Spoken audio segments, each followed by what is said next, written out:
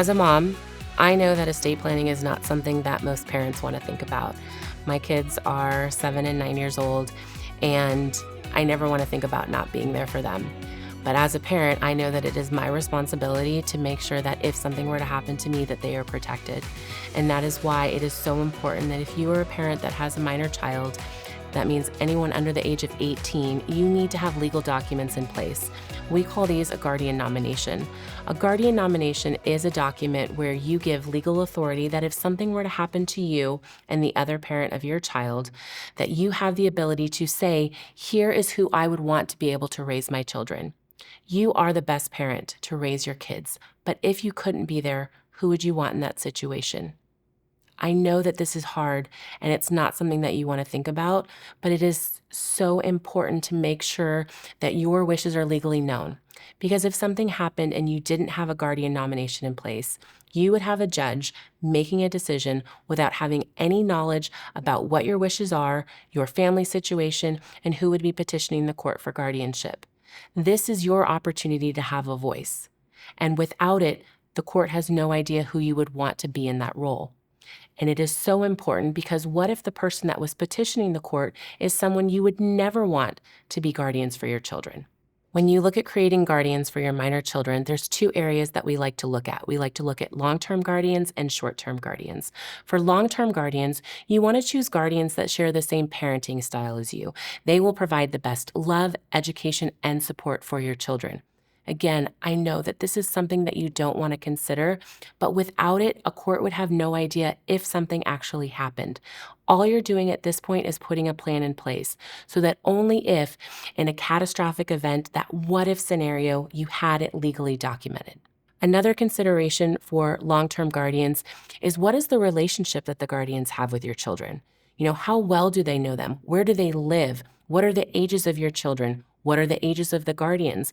Maybe you would want grandparents to be guardians, but if you have grandparents that are older and you have really young kids, are those grandparents going to be able to keep up with the younger children? What about if the guardians that you're naming live out of state and maybe you have kids that are in high school? Is it going to be good for them to have to move across country when they're in high school and leave all of their friends and the life that they knew to go to where the guardians are? Again, these are all different factors to take into consideration. And if your children are old enough, it's a conversation that you should be able to have with them, to ask them what is their opinion. Because if they're old enough and they can understand it, you're doing this for protection for them, and they should be able to understand that and have that conversation with you. The other side that we look at is short-term guardians. From a short-term perspective, what if you and your spouse are on a date and there's a car accident? Who in the immediate 30 minutes can be to your children in case of emergency? You can't necessarily leave the children with a babysitter, right? What if it's, a 16-year-old that you have that lives down the street? They have no legal authority to keep your kids. And what if you don't have any family around?